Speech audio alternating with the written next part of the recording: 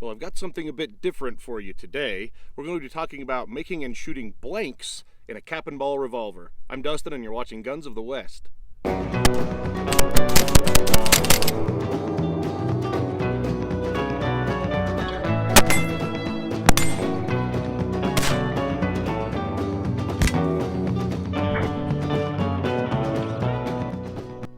I get a lot of questions asking me how to shoot blanks from a cap and ball revolver.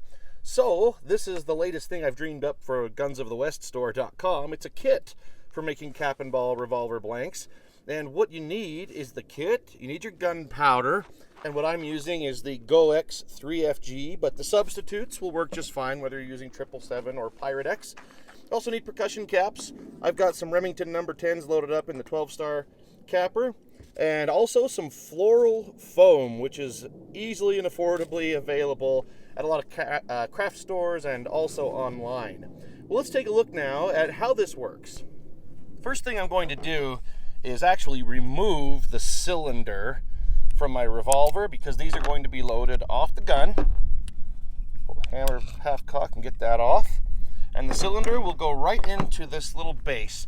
And the bases and other components of this kit, by the way, and again, it's available at gunsofttheweststore.com. There will be a link in the description down below. But it's available in 44 or 36 caliber. And in the 44s, you can get it for Colts or Remingtons. Also big ones for Walkers and Dragoons. Now, the next thing we're going to need to do is add gunpowder to a chamber.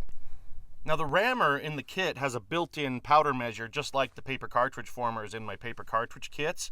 And rather than risk spilling it into multiples, I'm going to put this cylinder cap on with a hole that lines up over one of the chambers. And you don't have to worry about the hole getting misaligned because there's also a peg right there that goes right into the chamber opposite, so it will hold it still. Then I've got my funnel here. I just place that over the hole and add my powder charge.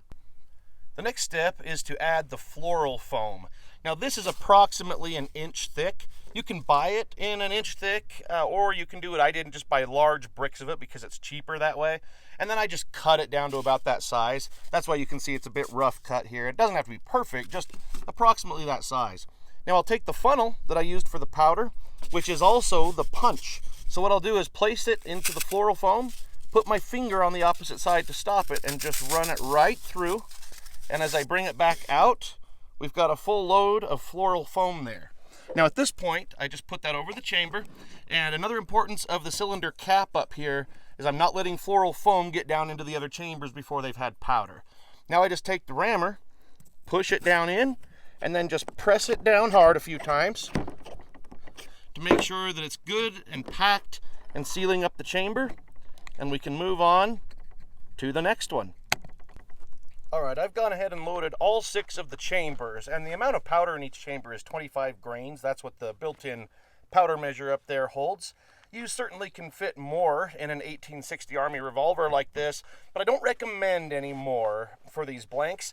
You want to keep this floral foam down away from the very mouth of the chamber a little bit to avoid chain fires. Now, granted, a chain fire with blanks is not the same danger as it is with live ammo, but still, you don't want to lose, all of your shots at once or more than one. Now, another thing I need to mention here is that I am not loading any type of felt wads, lubricated or otherwise, or any other type of lube, nothing that could be propelled out of the barrel.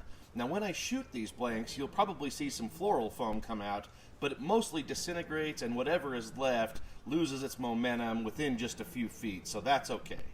And also, I have not put the caps on the cylinder yet, on the nipples. I don't recommend having a loaded cylinder capped that you're handling off the gun. So let's go ahead and put it back on the revolver. I'll add my barrel, wedge. Okay, we've got the 1860 back together. Now it's ready for caps, and the cylinder is still at half cock, so I'm able to do that. Here is my 12 cap capper, and if you're interested in these, they are available at gunsofttheweststore.com also. You'll find the link in the description. Very, very handy tool, as you can see right here. Let's just get all those capped. Now let's go see how these blanks work. All right, I've got my ear protection in, and let's just see how the blanks shoot.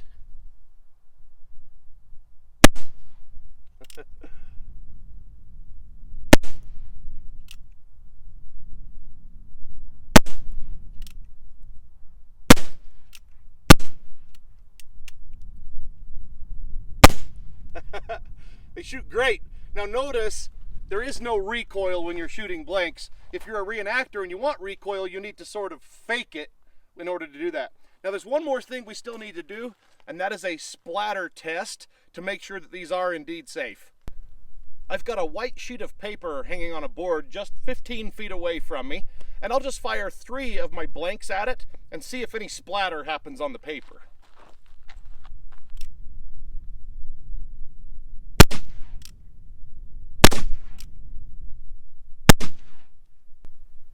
Well, the blanks did pass the splatter test. You can see the paper is clean. It did not get splattered with gunpowder or anything else. Some thoughts, though, that I need to share about this. Even when the blanks are good and they can pass a splatter test, if you're a reenactor or you're a living history teacher or anything like that, anybody who would be using blanks for demonstrations, you'd never point the gun directly at someone and fire a blank. If you're not already familiar, there's a technique called off-staging, and I want to thank my friend Santee at the Arizona Ghost Riders for teaching me about that, and he has a great video on blanks, making blanks for metallic cartridges for more modern revolvers. Well, anyway, the off-staging is if my target is right over here, I don't point the gun at it, I actually off-stage it just a little bit, and to an audience, it still looks good, but it's just an extra step for safety. Now don't forget, you can get your very own kit for making blanks for your cap and ball revolver at gunsoftheweststore.com. There'll be a link down below. And don't forget to click that like button and subscribe to the channel so you can see more videos. And if you look in the description, not only will you see where to get great Guns of the West products, but also where to find me on social media. Thank you so much for watching.